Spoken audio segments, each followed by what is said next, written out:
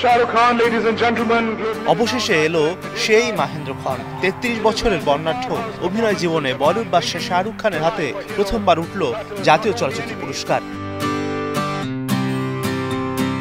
মঙ্গলবার সন্ধ্যায় নয়াদিল্লির বিজ্ঞান ভবনে ভারতের শ্রেষ্ঠ অভিনেতার সম্মানে ভূষিত হলেন তিনি। তার হাতে পুরস্কার তুলে দেন রাষ্ট্রপতি দ্রৌপদী মুর্মু। ২০২৩ সালে মুক্তিপ্রাপ্ত অ্যাটলি কুমার পরিচালিত জওয়ান সিনেমার জন্য এই পুরস্কার পেলেন তিনি। রেড চিলিজ এন্টারটেইনমেন্টের ব্যানারে জওয়ান সিনেমাটি প্রযোজনা করেছেন গৌরী খান। শাহরুখ খানকে অভিনন্দন জানিয়েছেন তার স্ত্রী, প্রযোজক ও ডিজাইনার গৌরী খান। পুরস্কার গ্রহণের আগে তোলা শাহরুখের একটি ছবি ইনস্টাগ্রামে পোস্ট করে গৌরী লিখেছেন, কি অসাধারণ এক যাত্রা, জাতীয় পুরস্কার জয়ের জন্য অভিনন্দন, তুমি যোগ্য, এটি তোমার বছরের পর বছর কঠোর পরিশ্রম ও নিবেদনের ফল। এখন আমি এই পুরস্কারের জন্য একটা বিশেষ মান্টল ডিজাইন করছি।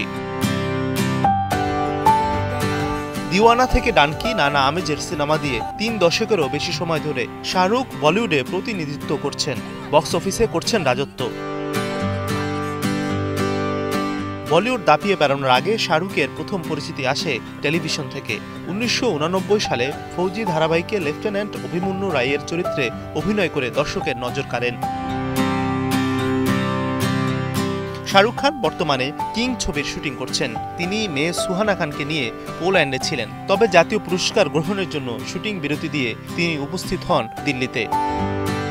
Mazharul Islam Tamim, star news.